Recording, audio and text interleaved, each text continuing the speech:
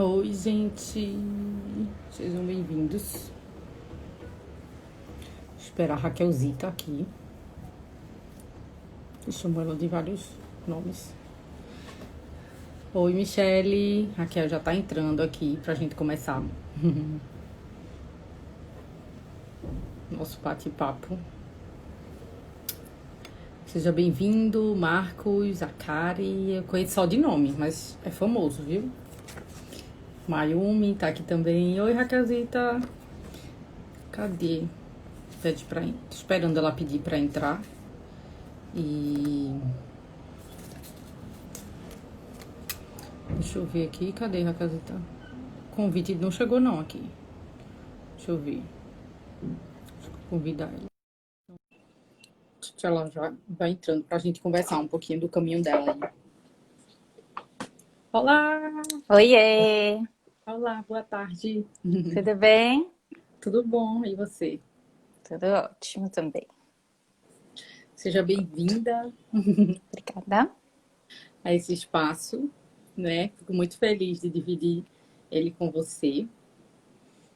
Se minha conexão ficar ruim, hoje não sei o que aconteceu, parece uma coisa, né? Adivinha, quando. Porque todo dia eu atendo online e uso a internet, mas hoje a internet, qualquer coisa você me avisa. Então seja muito bem-vinda. Obrigada por ter aceitado o Já convite. picotou um pouquinho já. Eita, foi? Porque aqui pra mim tá normal, assim, Foi. fica como se eu tivesse normal, né? Mas, é, e Mas vamos lá, aí, vamos. queria contar só rapidamente, né, como eu conheci Raquel, para que ela também se apresente. A gente, para quem não sabe, minha primeira formação é hotelaria, eu acho que algumas pessoas não sabem, né? E a gente trabalhou junta no Merit, a que era minha chefe. E aí a gente acabou ficando amiga também, a gente ficou, enfim, desenvolveu uma relação para além do trabalho. E estamos aqui hoje, continuamos o contato. Raquelzita mora em São Paulo, né? Mas Isso, pode se apresentar. tá bom.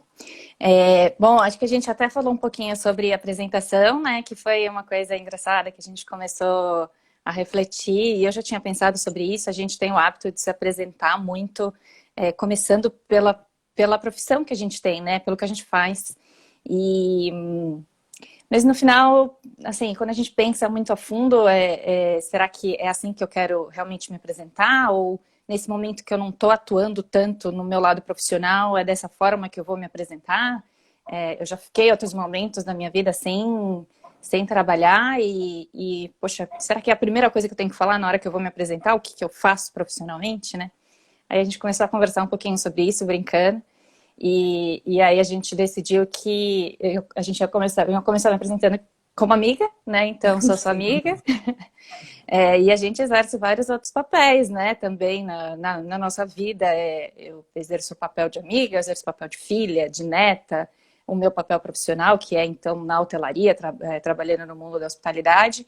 E hoje em dia eu tenho um papel bem grande também na minha vida, que ocupa muito do meu tempo, da minha energia, e me trouxe muito aqui aonde eu estou e o que eu sou, que é de paciente oncológica. Então, há 5 anos já eu faço o tratamento e acho que uma apresentação assim grande de diversos papéis que a gente apresenta e que a gente é na vida, seria um pouquinho de mim, é isso. Eu achei bem interessante, né? Quando a Raquel trouxe para mim essa reflexão, que eu disse, como é que.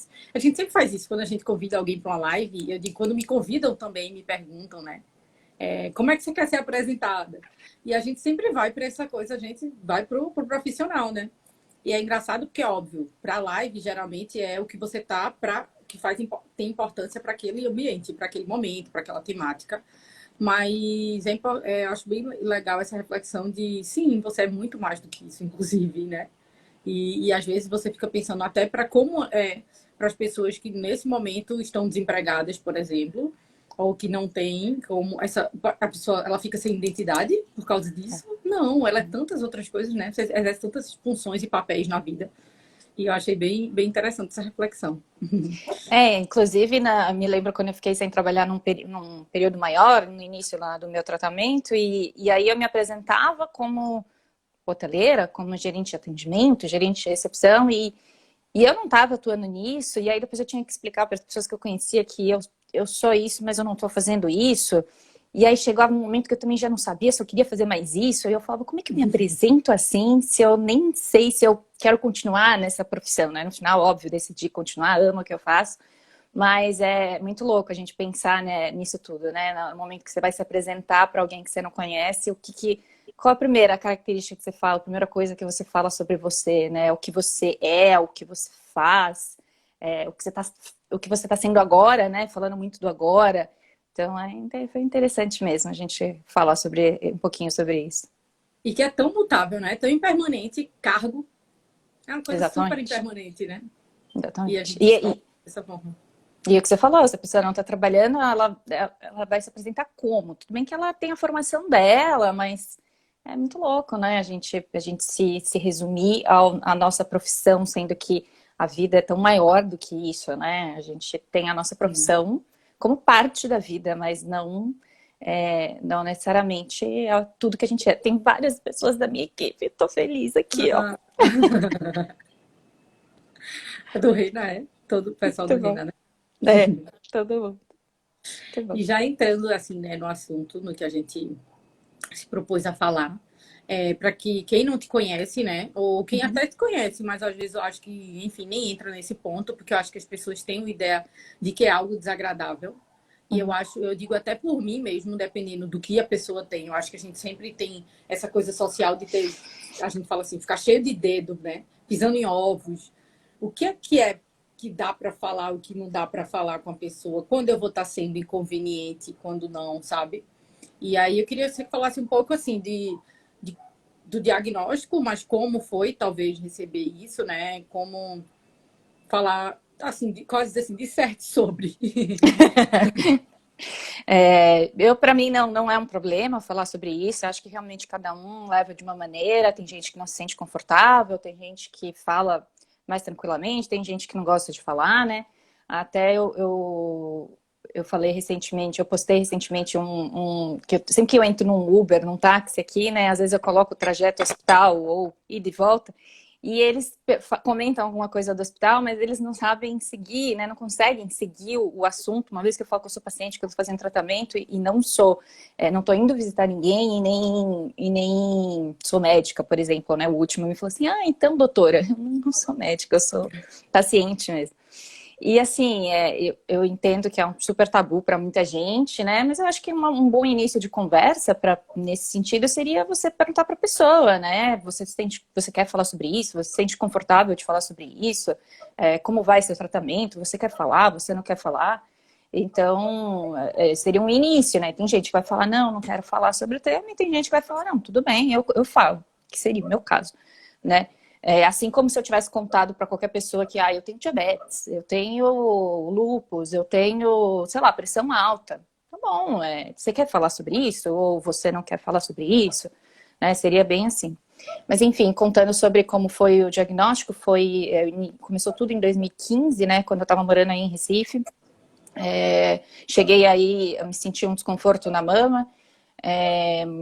E fui ao médico aí, ele me solicitou uma ultrassonografia de mamas, eu fiz, e a princípio não se detectou nada, né, assim, de tão diferente. Ele foi pela linha de que era algo relacionado à minha pílula anticoncepcional, a alguma coisa hormonal, a gente trocou a pílula, tudo mais, e foi seguindo. Isso foi no começo de 2015, lá para janeiro, fevereiro. Mas o incômodo permaneceu, eu sentia dor e um negocinho lá na cabeça dizendo que tinha uma coisa errada. Acabei não voltando ao médico, não persisti isso, não questionei o médico também se podia fazer outros exames. E aí quando eu vim aqui para São Paulo em agosto de 2015 para férias, para 20 dias de férias, acabei indo num médico que eu estou acostumada a ir sempre, no meu ginecologista, e ele solicitou mais exames, solicitou mamografia e tudo mais, que é o exame de rastreio inicial mesmo, né, para câncer de mama. E aí eu fiz, E aí até no dia que eu fui levar o resultado, eu me lembro que eu tinha o voo à tarde já para voltar para Recife e continuar, né, sair das férias, continuar a minha vida lá em Recife. E ele falou, não, você não vai voltar para Recife, né, quando ele viu o meu exame. E aí já começou um susto grande, né. Ele indicou já que porque eu fosse logo em seguida num mastologista que é amigo dele, marcou a consulta e essa urgência toda, né, foi me deixando um pouco mais preocupada. Eu fui nesse mastologista em seguida, ele já me encaminhou para ir para uma biópsia, e assim começou uma série de exames. Eu entrei depois para o hospital onde eu faço tratamento hoje, repeti todos os exames, e aí sim consegui receber o diagnóstico completo, né, que é de câncer de mama. Eu tenho câncer de mama metastático com metástase no fígado. Então, ele tem uma série de subtipos, né, que a gente fala. Então, HER2 positivo, estrógeno positivo, isso tudo a gente identifica quando faz a biópsia bem detalhada do tumor. E aí foi um baque bem grande, assim, receber uma notícia dessa. Ninguém espera, ninguém se imagina nessa situação, né? É bem complicado, bem complicado. Acho que um buraco abre aí, você só quer botar a cabeça dentro e não sair mais. Eu lembro que eu falei assim, nossa, será que é um sonho? Será que eu vou acordar amanhã? Tipo um pesadelo. É bem complicado, assim. Mas, Ô, Raquel, e uma coisa assim, que até eu sei parte, né, disso, mas que até para ficar, acho que talvez.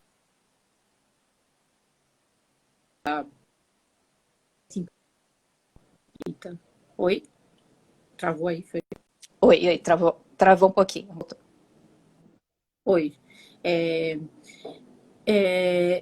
com que frequência você fazia os exames, os teus exames com frequência? Você sempre levava no médico? Ou meio que assim, sou engolida pela minha rotina de trabalho e aí eu faço? Porque assim, eu vejo muitas mulheres que passam às vezes 2 anos sem fazer, enfim, aí vai passando, tá tudo bem, não tô sentindo nada, então eu tô bem. Como, assim, só contar brevemente, porque eu acho que é importante a gente trazer, né, a importância enfim, talvez do diagnóstico precoce, da importância Claro. de fazer o exame, porque por mais eu acho que as pessoas saibam que sim é muito importante, parece que você só toma consciência quando acontece com alguém mais próximo a você. Aí você se dá conta que sim, eu preciso fazer isso, né? Eu sempre tive a sorte de ter acesso a planos de saúde, né, e dos convênios médicos, e sim, eu sempre fiz, todo ano, os exames normais, sempre fui ao ginecologista, acho que eu nunca deixei de ir nenhum ano, assim. Isso, né, não impediu de acontecer, e apesar de tudo, quando você consegue pegar num exame num estágio bem inicial, o tratamento é muito mais fácil, a cura é muito mais possível, né? E no meu caso acabou sendo um negócio extremamente rápido, até incomum, assim. Então, no momento que a gente descobriu, já estava realmente super avançado e com a metástase, né? Mas eu Uhum. fazia assim, eu nunca tive esse problema, eu sempre fui ao médico, nunca tive, ai, não tenho tempo, eu não tenho isso. Eu até brinco hoje em dia com as pessoas que falam assim, ai, não dá, não tenho tempo. Eu falo, daqui a sua carteirinha, o seu documento, eu vou lá, marco para você, porque eu consigo ter esse tempo. Não é possível que a pessoa não consiga tirar um dia, dois, três, do ano inteiro para conseguir fazer seus exames, porque é isso que demora, né? Não é mais que isso. Consulta, 2 de exame, e depois você volta na consulta de novo. Não consigo imaginar alguém que não consiga ter essa programação. Mas, enfim, fazia e aconteceu mesmo assim. Uhum. Mas assim, imagina se você tivesse talvez passado 2, 3 anos sem, Ah, com como certeza. algumas pessoas passam, né? Muitas Com vezes. certeza. Com certeza. Acho que é ficar tranquila que, por exemplo, em 2014 eu tinha feito, realmente não tinha nada, e assim, apareceu e foi rápido, mas eu fiz a minha parte sempre de fazer os exames, né? Uhum. E quando foi assim, óbvio, imagino que começou a mudar, a vida começou a mudar com certeza. Eu acho que a partir do momento que você recebe o diagnóstico, né?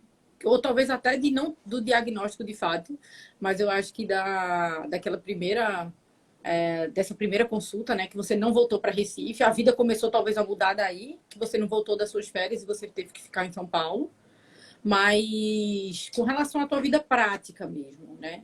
a alimentação, a horário? Como foi que tudo isso começou a mudar? Como foi que você se percebeu, né? Colocando também essas mudanças em prática? Ah, não dá 100%, né? Porque eu continuei aqui em São Paulo, acabei nem voltando para Recife, nem fiz minha mudança, nem nada. Vocês fizeram aí tudo para mim. É, E aí primeiro você não tem a rotina do trabalho, né? Eu não trabalhava mais, porque eu fiquei afastada, e aí eu falei, bom, preciso ter outra rotina. Não existia mais a rotina que a gente conhecia como rotina de acordar e trabalhar. Então você tem que pensar num outro tipo de rotina.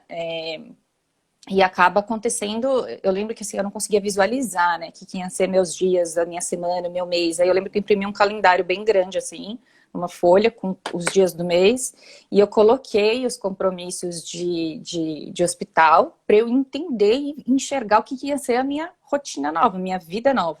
Né? Então eu coloquei lá químio, coloquei exames, consultas, para ver que, poxa, acho que ainda tem um dia ou outro que eu não preciso ir ao hospital, né? Comecei a fazer a terapia. É, e aí eu consegui visualizar, né?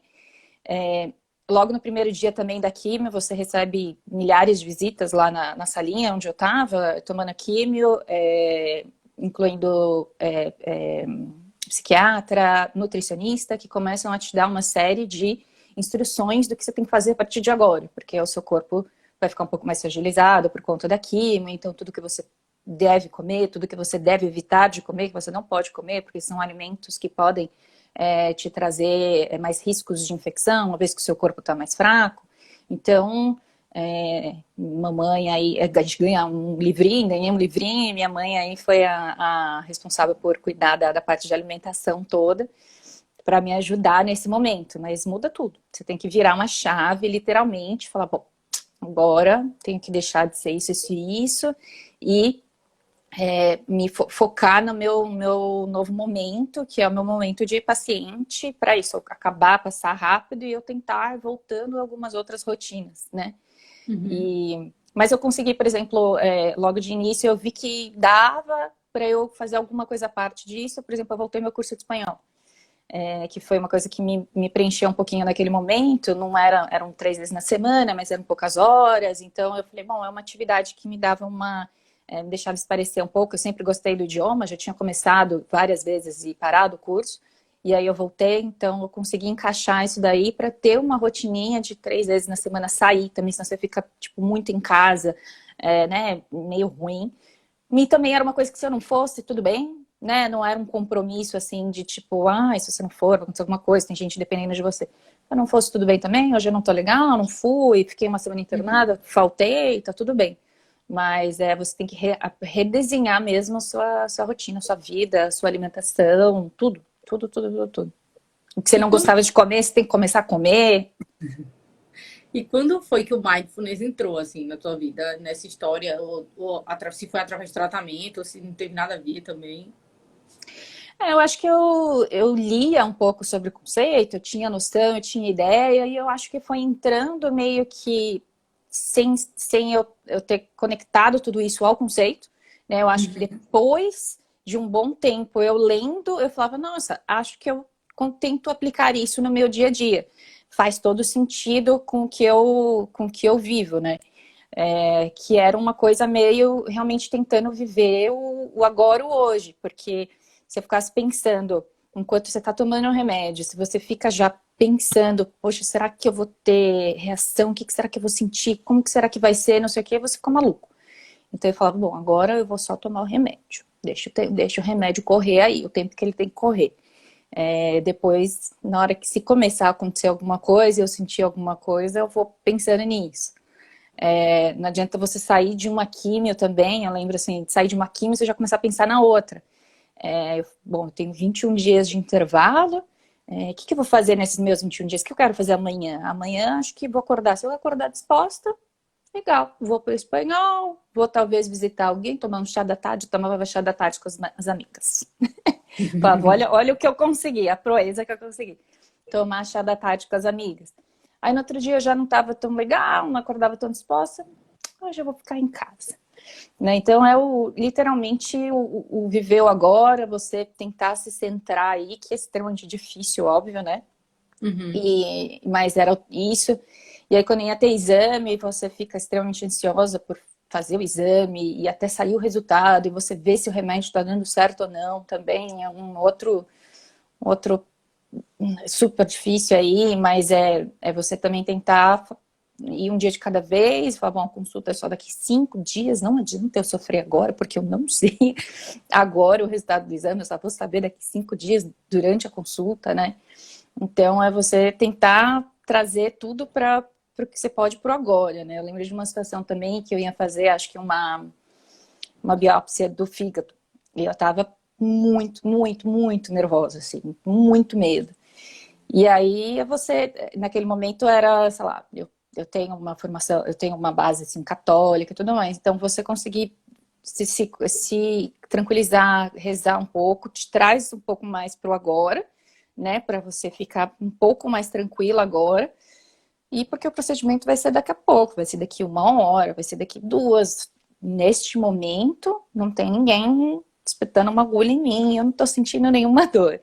Então, para você tentar voltar e respirar assim, eu usava muito oração e tudo mais para eu conseguir me centrar um pouquinho e evitar que eu ficasse tão ansiosa por procedimento que ia acontecer. Isso aconteceu diversas vezes, né? Foram milhares de Uhum. procedimentos, cirurgias, uma série de coisas que você tem que tentar se tranquilizar um pouquinho. E eu lembro de uma cirurgia também que eu fui fazer. Eu estava lendo um livro que chama O Poder do Agora, Uhum. que eu ganhei, inclusive de uma amiga minha que está por aí, eu acho, da Luciana. E eu lembro que eu, Ah, eu desesperada, eu lembro, bonitinho, desesperada, nunca tinha feito uma cirurgia na minha vida, estava internada e eu estava lendo esse livro no hospital, né, internada um dia antes para entrar na cirurgia. E aí tinha uma parte do livro que falava assim: você está com medo agora por quê? Não tem, você está sentindo alguma dor neste momento? Tem alguém encostando em você? Tem algum procedimento acontecendo no seu corpo agora, neste minuto? Olhava. Agora entendi. nada. Vai acontecer, mas Mas depois, você não né? sabe também, né? E você nem Às sabe vezes como eu vai acho que, ser. imagino que, assim, não que não tenha tido dor ou coisas muito desagradáveis, enfim, mas o antes, ele não prepara você para o depois Exato. também. O sofrimento desse antes, ele é totalmente inútil nesse sentido, Sim, né? Quer totalmente. dizer, eu acho que inútil em todos os sentidos, né? Porque ele não ajuda em nada, né? É, E deixa você, às vezes, eu acho que talvez até mais sensível, né, para o que vai vir depois. E você nem sabe se vai ser tão. Às vezes a gente imagina, às vezes, muito pior do que a coisa realmente vai ser, né? O medo é, faz e isso, né? o medo faz isso, tá. As químios também era interessante, porque tem umas frases de médicos que são incríveis, né? O pessoal da saúde que é: observe os sintomas. E aí você já começa a criar mil coisas na sua cabeça, você fica pensando, será que eu tô sentindo, será que eu não tô sentindo? E aí eu comecei, e aí eu fiz a primeira quimio, né? Aí eu entendi o que que eu ia sentir, o que que eu senti na semana seguinte, na outra. Eu falei, legal, fiquei bem. Aí eu fui fazer a segunda quimio, eu senti coisas diferentes. Porque não é uma receita de bolo, né? Realmente O depende corpo do também, né? O corpo, o ele não seu. tá o tempo todo do mesmo jeito. Toda vez que você acorda, É, diz assim, a gente não pega o corpo, tipo, bota ele no cabide, dorme, acorda e ele tá lá exatamente como a gente deixou. Cada vez que a gente dorme, que a gente acorda, que a gente come, que a gente bebe água, o tempo todo ele tá diferente, né? exatamente. E aí eu lembro que as duas primeiras eu achei que eu estivesse arrasando e tal, tô bem, não sei o que, as químicas, e a terceira me destruiu, assim, me derrubou muito a minha imunidade, e aí eu comecei a ter noção de que eu podia ter sintomas que eu nem fazia ideia de que eu podia ter, né? Eu nem fazia ideia de que podia chegar nesse nível, a queda de imunidade e ter que ficar internada. E aí que você começa a realizar que não adianta você sofrer, porque eu achava que eu ia ter dor de barriga. No final, o que eu tive foi outra coisa, foi bem pior, mas não foi a dor de barriga, né? Então, ficar esperando pela dor de barriga que não aconteceu não adiantava nada, sendo que eu acabei sentindo outras coisas, mas passou também. Que a gente pode trazer para tudo na vida, assim, para tantas outras situações na vida, e principalmente para o momento que a gente está vivendo agora, né? como Sim. a gente, assim, como tem algumas pessoas sofrendo, eu que faço atendimento, né, individual, em grupo, mas algumas pessoas que relatam, assim, que às vezes elas estão tão ansiosas com medo de terem. Isso é o mais comum. Isso é o comum do comum do comum que tem acontecido. Elas estão tão ansiosas e com medo de terem os sintomas do Covid que começam a ter os sintomas. Começam a ter sintomas, sem dúvida. Porque E, o pensamento tá muito para isso, né? A gente fala de frequência, né? Até uma hora que você falou, eu lembrei agora que você falou da oração para acalmar e tudo mais, lembrar que o mindfulness é laico, mas que a oração ela é como uma forma de meditação, né? Existe a meditação aqui que tipo, engloba tudo, o mindfulness é um pontinho dentro dela, mas que cada um também pode fazer da melhor forma, né? Enfim, no que acredita e como e o que é que te faz sim, voltar para o momento presente, né? Para o aqui, para o agora. é importante falar disso também, que tem muita gente, por exemplo, deixando de fazer químio, deixando de fazer seu tratamento oncológico porque está com medo de ir ao hospital e pegar o Covid. E é um absurdo, porque se a pessoa não morrer de Covid, ela vai morrer de câncer, né? Então, meu médico, até na última consulta que eu fiz com ele, falou: eu estou ligando para os meus pacientes um a um para caçar o povo para vir fazer tratamento, porque as pessoas não estão vindo ao hospital.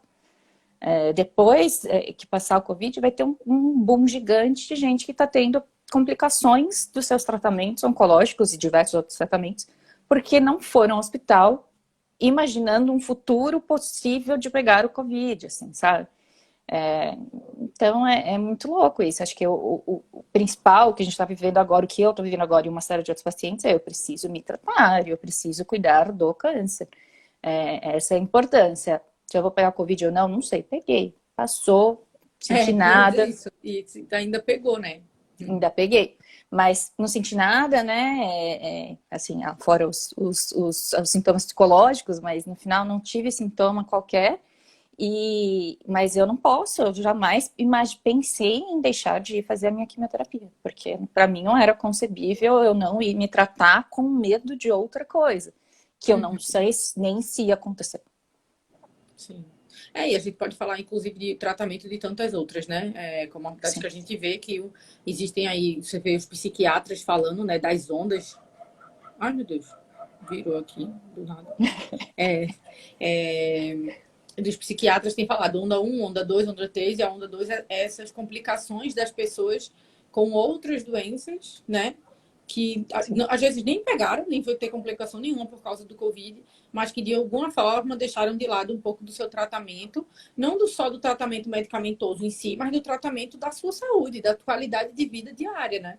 Então, às vezes que deixou de fazer um exercício, uma atividade, que deixou de cuidar mais da alimentação, né? Que Sim. tá bebendo mais e sabe que isso vai ter desdobramentos.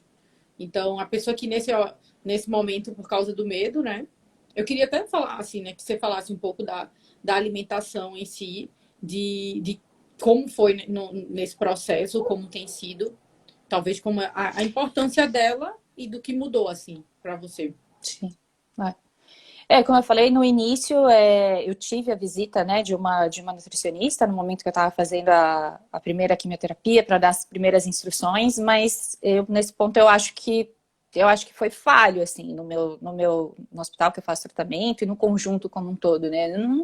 Eu não tive um real acompanhamento de uma nutricionista que me dissesse vai por aqui ou vai por ali, né? Realmente é um guia que te dão algumas informações num dia que é estressante, que você não consegue gravar nada, né?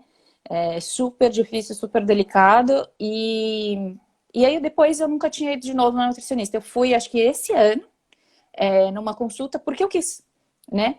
Mas não necessariamente porque realmente os oncologistas, de fato, indiquem e faça parte de um tratamento, do acompanhamento ao tratamento, né?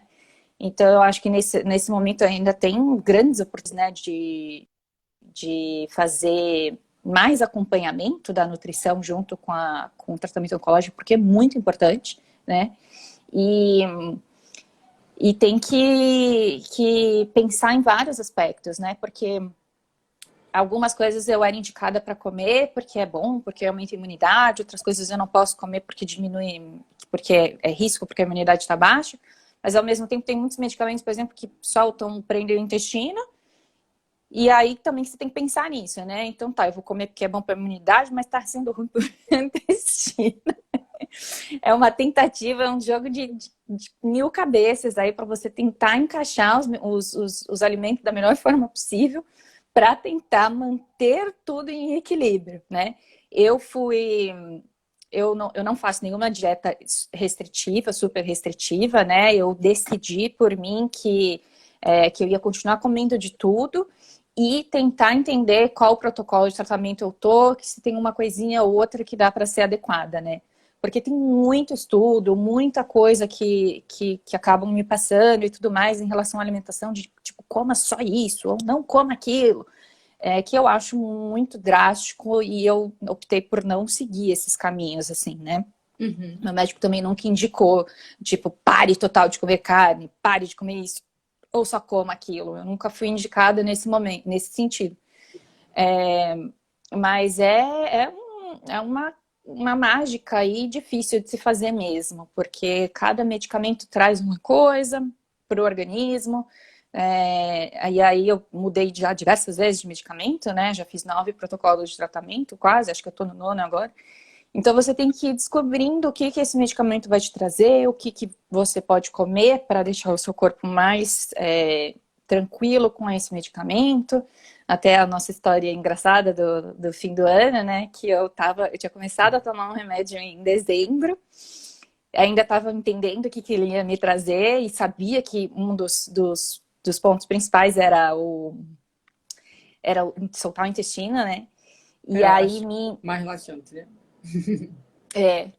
E aí me meti a ir viajar no Réveillon, fui para Recife. E aí eu falei, Jesus, o que eu vou fazer na praia com o intestino mega solto? O que eu vou comer? Como é que eu vou comer? Como é que eu vou correr pro banheiro? Desesperado. Tome Aí suco eu de caju. conversei, Descobriu o me caju? lembro, descobri o caju, me lembro que a gente conversou, você me deu algumas dicas e aí fui seguindo isso, e quando eu cheguei aí, você me ajudou muito com muitos alimentos. E eu só pensava no passeio de lancha. Eu falava, como é que eu vou entrar numa lancha e ficar horas numa lancha? Se eu tô com dor de barriga, eu vou querer ir pro banheiro a qualquer momento. E o pior, ou o melhor de tudo, não sei. Tipo, as pessoas ainda falam, tipo, qualquer coisa pulou no mar. O mar mega transparente, aquela coisa bonita, Caribe brasileira. Como é que eu ia, se eu precisasse ir no banheiro ali no meio da lancha? E aí, mas eu falei, vou assim mesmo, quero nem saber. E tava com a história da dor na bunda ainda, porque eu tinha tomado a injeção que doía minha bunda. A injeção que tava roxa.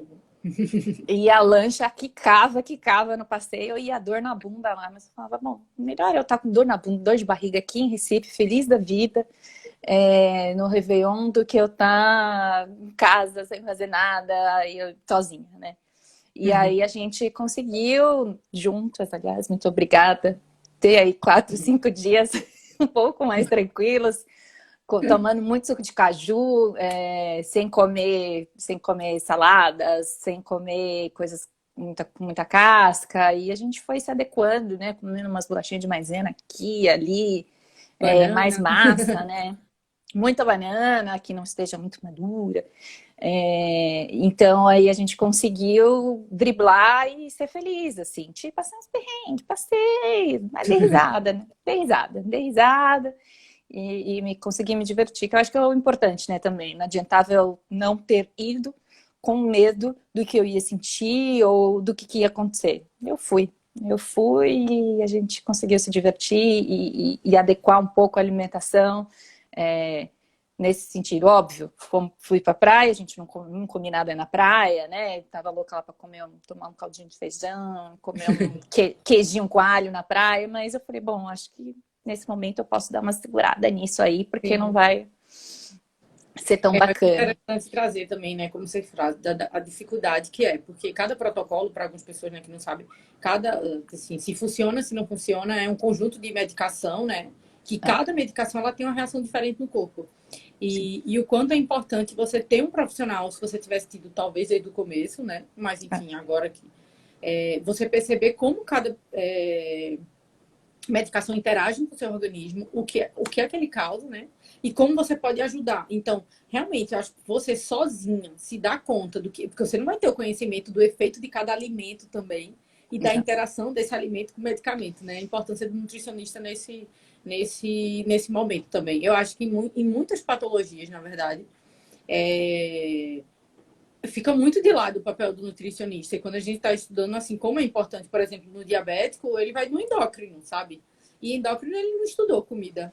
Ele não estuda, né? Ele não estuda alimento. Ele sabe de um monte de coisa. Então, eu tenho uma experiência de uma pessoa muito próxima a mim, que tem diabetes, e que simplesmente a pessoa ou foi num nutricionista, às vezes até mais radical, que disse assim, ó, agora você não vai comer isso, você não vai comer isso, você não vai comer isso, você não vai comer aquilo. E, tipo, sai a minha vida. Assim, foi me perguntado alguma coisa, né? Ainda bem que você não teve ninguém tão radical, mas algumas pessoas passam por profissionais, às vezes, que são muito radicais, que às vezes só pioram a situação, porque você começa a evitar, né?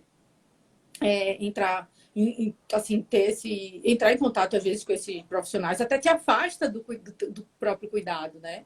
Te Sim. afasta da atenção, de a gente olhar para isso, porque simplesmente são super radicais, Sim. né? Eu nunca fui a favor de nada radical e pesquisas com alimentação relacionada a câncer tem 1 milhão, assim, né? Então você fica muito louco se você vai dar atenção a uma. Tem dias que dizem, não, um café, toma café que você vai ficar curado. No dia seguinte, não, não tome mais café.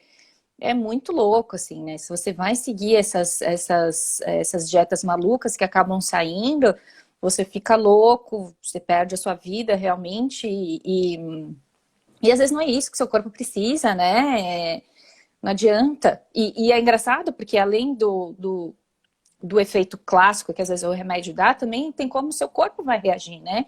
Não é só porque aquele remédio muito provavelmente vai dar isso que você vai ter aquilo, Sim, né? Cada corpo vai reagir de um jeito.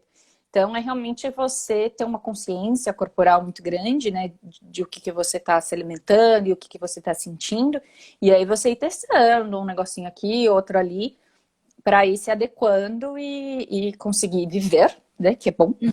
Então, você consegue viver e se alimentar adequadamente e continuar o tratamento. Então, é um jogo aí de Esse equilíbrio. malabarismos. Sim. E aí eu queria que você falasse da listinha, que eu acho que é uma das coisas assim, eu aprendi muito, né? A nossa proximidade, na verdade, me fez pensar muitas coisas na minha vida, assim, do que eu queria para minha vida profissional. E de quando a gente olha, eu acho que é isso. A gente sabe de tudo, a gente tem todas as informações, as pessoas dizem, mas a gente, quando não está acontecendo nem com você, nem alguém muito próximo a você, eu acho que a gente tem a ideia de que enfim, não vai chegar em mim, eu não preciso talvez olhar para isso, me preocupar com isso, né? E aí eu sei que você tem uma listinha que me inspira aí muito, e eu queria que você desse a dica, eu acho que para todo mundo, porque eu acho que ela é muito válida, né? É. Eu decidi fazer depois de uma série de coisas que eu vi, livros que eu li e tudo mais, né? Que chama Bucket List. Inclusive tem um filme que chama The Bucket List, que é lindo, lindo, lindo, lindo, com Jack Nicholson e Morgan Freeman. Ah, E aí é eu muito sei lindo. qual é lindo mesmo. E aí é uma série de coisas que você quer fazer na sua vida. Essa lista chama coisas que você quer fazer antes de morrer, mas a minha é coisas que eu quero fazer na minha vida, assim, né? E ela inclui viagens, ela inclui é, lugares que eu quero conhecer, shows. Uh...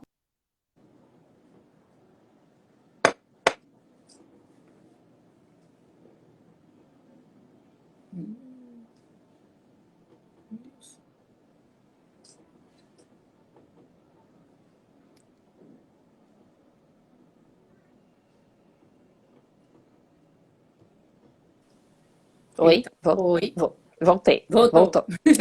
Desculpa, sim. Então, a Pode listinha aqui falar inclui uma desse série de viagens, lugares que eu quero conhecer, tem... E é uma reflexão mesmo, né? Eu vi que no final não tinha nada assim material, não tenho nada que eu queira super, que eu almeje comprar e ter e tudo mais. Então, a maioria é baseado em experiências mesmo que eu quero ter. Eu quero saltar de asa delta no Rio de Janeiro, da Pedra da Gávea.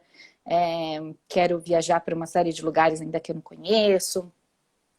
E eu acho que é legal que te dá um foco muito grande, né? E você não se perde muito. Então, em relação a shows, por exemplo, às vezes eu pensava que show é uma coisa que é muito cara, que não sei se eu vou, não sei se eu não vou, muita gente, muita coisa, lá, lá, lá, lá, lá. E aí eu coloquei os shows que eu queria ir nessa listinha e quando eles aparecem eu não tenho dúvida, assim, do que é isso que eu quero ir, se são shows internacionais, caros, eu vou pagar, eu vou, porque são itens que eu quero ter essa experiência, né? Eu quero viver aquilo.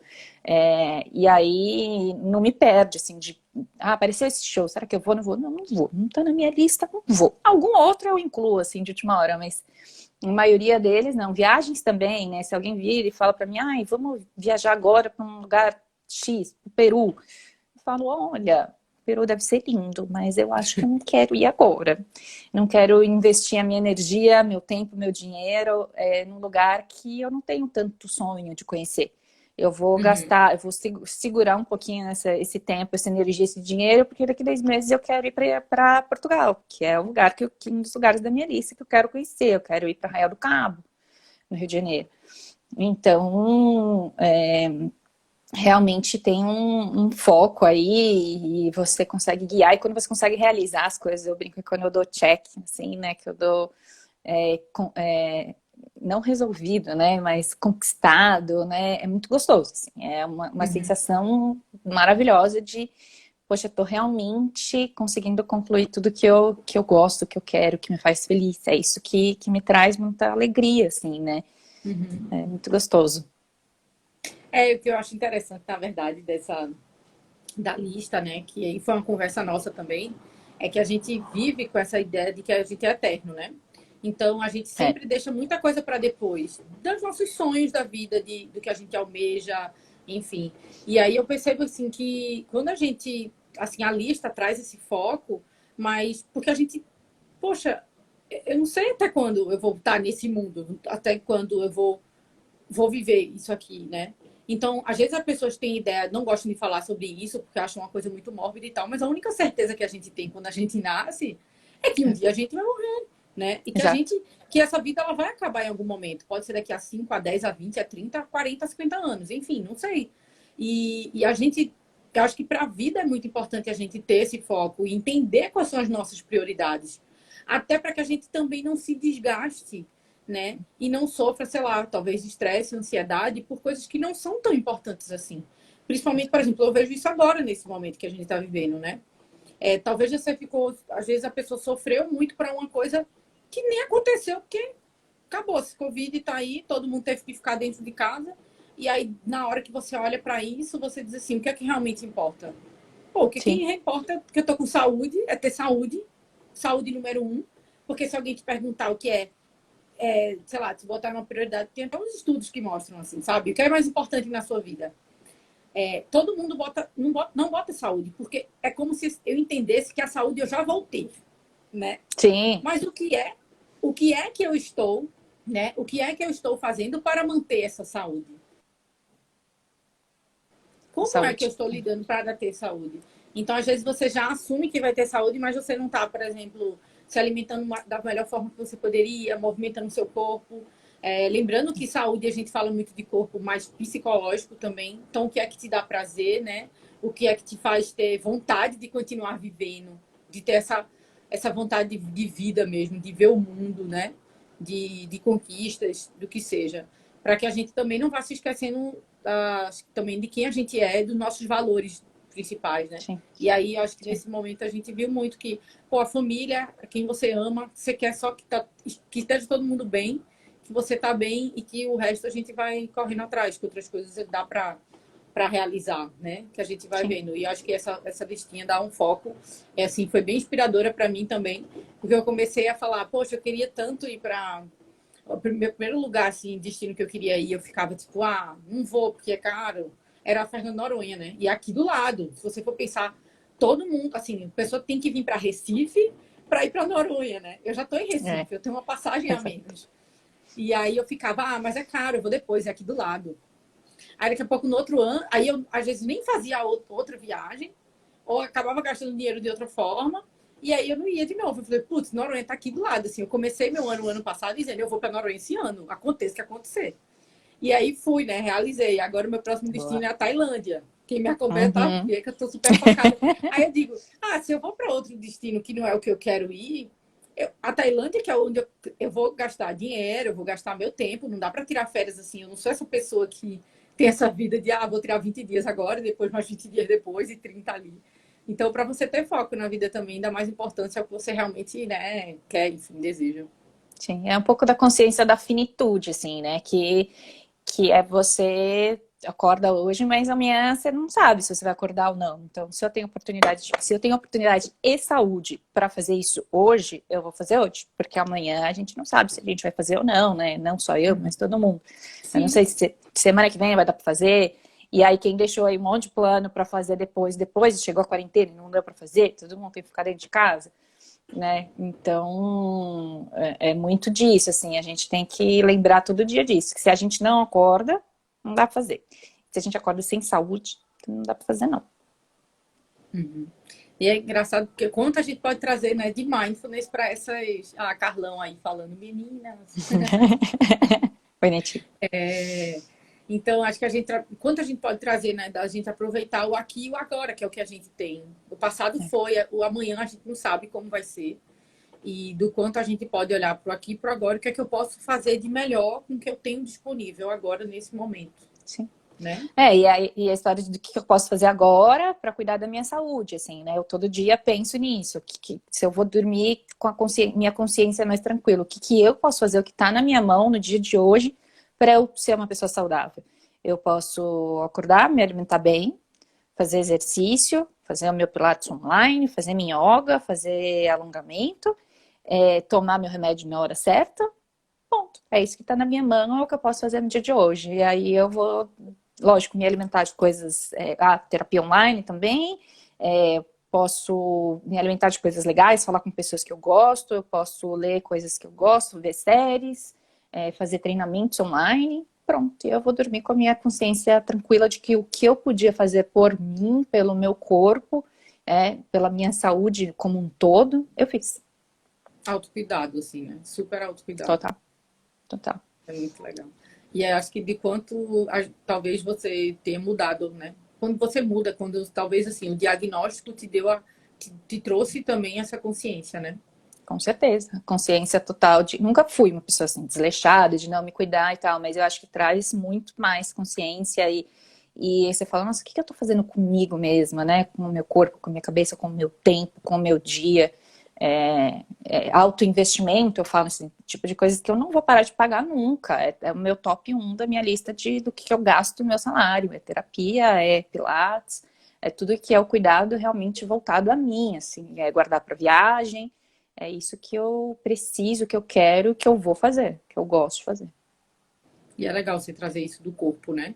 Porque eu acho que, assim, obviamente, eu sempre faço muita relação com o cenário que eu vejo, assim, principalmente de dieta, de restrição e de exercícios físicos que você não gosta, que são extenuantes, ou você faz meio que para se massacrar, ou por culpa, para compensar aquilo que você comeu. O quanto isso está distante do que é saúde e o quanto muitas vezes a pessoa entende isso como saúde achando que está cuidando, né? Então a gente sempre tem que olhar quando olha para a saúde, pensar na cabeça como está meu psicológico nisso, Com o quanto isso me certeza. traz prazer, bem-estar, né? Essa coisa de eu tô na cama e eu tô tranquilo, porque eu sei que eu fiz o melhor que eu podia para cuidar de mim nesse momento, né? Nesse momento. E manter a qualidade de vida, né? Que acho que foi uma das coisas que a gente falou também, o que eu posso fazer para manter a minha qualidade de vida, que envolve tudo isso, né? Uma coisa muito multidisciplinar, assim. Uhum. Hoje em dia, assim, e sair, passear, e conhecer e ver lugares também envolve qualidade de vida, né? Tudo que você quer para você e que te traz esses sentimentos bons, você é uma alimentação também que vai te deixando saudável, vai te deixando feliz. Um chocolate, um dia ou outro, precisa Sim, também, né? claro, o que te Tá ali. faz tá vivo, tá bem, que faz teu corpo funcionar, que tem disposição, mas que obviamente também a comida também ela é afetiva, né? Também tem Sim, afeto, também tem carinho nisso tudo. sim. Você tem que se permitir, né? Também um dia ou outro sair aí das regras todas para trazer um pouco de alegria e que a alegria também, amor também cura. Sim, sim, com certeza. Outra coisa que você falou também, que eu achei importante, é esse autoinvestimento, né? Que você fala de Pilates, nananã, do que você paga. E aí eu vejo algumas pessoas, óbvio que isso sempre são os valores, e acho que todos os nossos valores estão baseados no que a gente. É muito de educação, né? No que a gente cresceu achando que vale ou não a pena, o que é caro e o que é barato, é muito relativo, né? Mas as prioridades, assim, que eu gostaria de deixar essa reflexão para as pessoas, que muitas vezes você diz assim, eu não tenho dinheiro para fazer a terapia, ou eu não tenho dinheiro para pagar isso, mas às vezes você compra uma roupa super cara, ou você está usando, sei lá, qualquer coisa. Eu digo roupa porque eu acho que inclui homem e mulher, né? Se for talvez colocar outros pontos, às vezes você vai botar maquiagem, sapato, enfim. Mas o que é que, aonde é que você está colocando seu dinheiro, né? Porque eu acho que isso faz Sim. muita diferença. Eu percebo muito algumas pessoas falarem, não é que eu acho caro, mas é que assim, eu não tenho dinheiro para isso, mas aí gasta com eu não vou, é porque vai parecer crítica, né? Mas sei lá, unha de gel e cílio e cílio negócio. E você podia, você não é que você não tem unha, né? Não sei porque essa câmera virou sozinha de novo agora. Oi, deu uma cortada aí. Congelou um pouquinho. Foi. Foi, voltou. A gente tá quase no finalzinho. Eu queria, como eu sei que você fez um retiro, né, de silêncio, e aí uma das práticas assim de mindfulness e de mergulhar mais nisso, a gente sempre indica um retiro. E eu escuto muito as pessoas dizerem assim, não vou, não dá para mim, e elas não fazem ideia de como é. E eu acho que é legal você trazer, porque você talvez tenha sido a pessoa, não que você tenha dito isso antes, né? Mas assim, não fazia parte da tua vida, né? Você nunca, digamos assim, nunca foi colocada e introduzida nesse meio assim, vivi desse jeito, ou tenho muitas práticas. Você saiu primeirão, já foi silêncio, já corajosa. Fui embora. Foi embora. Eu acho que está um pouco ligado à história do autoconhecimento e do autocuidado, que é coisas que eu gosto de investir em mim. Então, aí entrou o retiro. Quando eu vi que era do silêncio, falei, legal, acho que eu não vou sofrer tanto para ficar 4 dias em silêncio. Tinha muita gente alucinada, né, achando que ia sofrer demais. Foi no carnaval isso, foram 4 dias. E aí até os instrutores, né, eram dois, falavam assim, e as pessoas perguntavam, né, pô, e se eu não aguentar, eu posso ir embora no segundo dia? E o que eles respondem é muito interessante. Eles falam, nunca ninguém foi embora, né? Então não é muito pode, não pode, quer, não quer, é simplesmente depois que as pessoas entram lá e realmente se entregam e confiam no processo todo, elas não querem ir embora, né? Nunca ninguém parou o processo no meio e foi embora.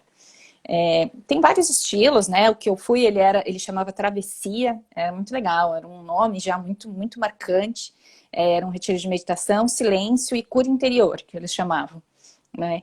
Então, eles têm esse instituto aí, aqui em São Paulo, eles têm essa filosofia, era ligado um pouco à meditação, ligado ao lado cristão, assim, e eles têm essa filosofia de que o silêncio, assim como muita gente faz, às vezes, jejum para limpeza do corpo, né, ou uns detox de corpo ligado à alimentação, eles falam que o silêncio é o jejum da mente, né? Então, você ficar realmente aí alguns dias sem falar, você pode voltar a encontrar um pouco de paz, um pouco de energia, que o seu dia a dia, falar demais e acaba te tirando, assim, né? E aí envolvia milhares de coisas, inclusive a prática de você comer realmente em silêncio, até que todo mundo da mesa terminasse de comer, todo mundo bem tranquilinho, bem calmo, e você realmente só prestar atenção que você está comendo, e é isso que tem para fazer hoje, não é conversar com ninguém, e você esperar todo mundo terminar de comer, tinha gente que comia mais rápido, a gente comia mais devagar, então aí todo mundo parece que vai entrando numa sintonia, né, todo mundo vai comendo ao mesmo tempo, enfim, foi extremamente interessante, foi muito legal mesmo, indico super para muita gente e vale muito a pena, assim, é uma coisa de reflexão e autoconhecimento que são incríveis mesmo. Eu acho que e a melhor forma da gente se cuidar é a gente se conhecer, né? Sem dúvida, sem dúvida. E você entra num processo aí de reflexão bem grande que era só você com você mesmo, não tinha com quem falar, não existia troca de olhares, cumprimento. Eu não conhecia ninguém. Uma das coisas que mais me tocou também é que foi com crachá com o silêncio voltado para fora e o seu nome voltado para dentro. Então ninguém sabia quem eu era, ninguém sabia meu nome, ninguém sabia minha história, ninguém sabia o que eu tinha, o que eu não tinha, se eu sofria, se eu não sofria. Então, assim, não existem julgamentos, porque ninguém sabe quem é você e pelo que você passa, assim. E no final, só que a gente pôde falar, no último dia, a gente pôde falar um pouco do que você veio fazer aqui, né, jogar assim no ar um pouquinho da sua história, o que você foi procurar e fazer lá. Um dos últimos rituais, assim, era você quebrar o silêncio, virando o seu crachá e fazendo uma travessia, né? E agora todo mundo te conhecia pelo seu nome, sabia qual era a sua história. Mas antes disso, ninguém sabia nada sobre você e era só você com você mesmo, assim. Uhum. Que legal. Eu acho que é a melhor forma. Tem um livro que eu acho que que eu li isso no as coisas que você só vê quando desacelera. É um livrinho pequenininho, Interessante. super fofo. E aí ele fala assim, quando você tá muito agitado, que você acha que, sei lá, que a vida tá um caos, pare e perceba, é o externo que tá um caos ou é a sua mente que tá o caos, né? Porque talvez o mundo, ele seja isso o tempo inteiro. Mas aí tem hora que tá tudo bem, tem hora que não tá tudo bem. E por que não tá tudo bem? Será que sou eu que não tô tudo bem? E a gente leva isso muito... A gente acha, né, que tudo muito tá no exterior. Mas, na verdade, quando a gente percebe que é um reflexo de como a gente tá. A forma como a gente vive, a forma como a gente percebe o mundo, né? Diz muito em como a gente está naquele momento, como a nossa mente está, né? Como a gente lida com os pensamentos e emoções também. Mas eu acho que antes que a gente seja derrubada, para dar tempo da gente se despedir, tem aí 3 minutinhos só finais. O Salles Gu trouxe observar além do caos. Porque o caos às vezes está só na sua cabeça, né? Eu diria que na maioria das vezes ele tá muito mais na nossa cabeça, né? Que é possível sempre a gente lidar com outra forma. E entender que faz parte da vida. Que todas essas dificuldades fazem parte da vida. Que isso é um pouco também da mindfulness da compaixão, né? Humanidade compartilhada. Todo mundo passa por isso. Todo mundo vai sofrer, óbvio. Talvez a gente sempre tenha essa ideia de que a gente vai julgar, né? Um sofrimento maior, um sofrimento menor. Isso é melhor, isso é pior.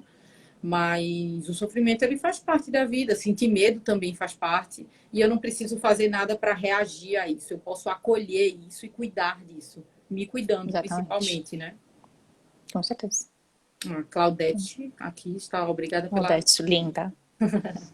Então, muito obrigada, Raquelzita. Muito feliz aqui de ter você. Doida para a gente se ver de novo. Dezembro, estou em São Paulo. Concurso, né? Vou fazer o intensivo de autocompaixão, que foi remarcado aí para dezembro, que se Deus quiser vai ser em dezembro, vai rolar, porque foi remarcado já. E a gente se vê, quem sabe né? A gente se volta antes aqui e a gente continua em contato. Agradecer também por ter dado seu depoimento e ter dividido esse espaço com a gente, ter passado aí todos os ensinamentos, que eu aprendo muito com você e morro de orgulho da pessoa incrível que você é. Obrigada pelo convite. Obrigada pelo convite, parabéns aí pelo seu trabalho todo e por abrir esses espaços. Acho que é importante a gente ter esses espaços aí na internet e falar sobre essas coisas, e é isso. Obrigada a todo mundo aí, Laís, Guido, todo mundo que assistiu a gente. Luciana estava interagindo o tempo inteiro. Muito bem. E é isso. Muito obrigada. Marcos! Marcos é meu produtor. Bruno, parabéns, excelente. Muito obrigada, gente. Muito obrigada de verdade. E a gente segue aí em contato. Quem quiser continuar por aqui no meu perfil, né? Para quem é amigo de Raquel e veio para aqui para ver a sua live. Eu tenho um trabalho que eu faço de Mindful Eating, né? A tradução seria alimentação consciente, comer de forma mais consciente. E eu falo muito sobre mindfulness e sobre toda a consciência corporal e do que a gente do viver, né? Para a gente viver de forma mais consciente. Não tem como a gente comer de forma mais consciente se a gente não tiver toda uma vida mais consciente. Arrasou. Vamos cair. Beijo. Estou o countdown aqui. Obrigada, viu? Beijão. Vai ficar gravada. Vou deixar gravada aqui, tá? Deixe. Assistir depois. Beijos. Tchau, Beijo, tchau. amor. Até.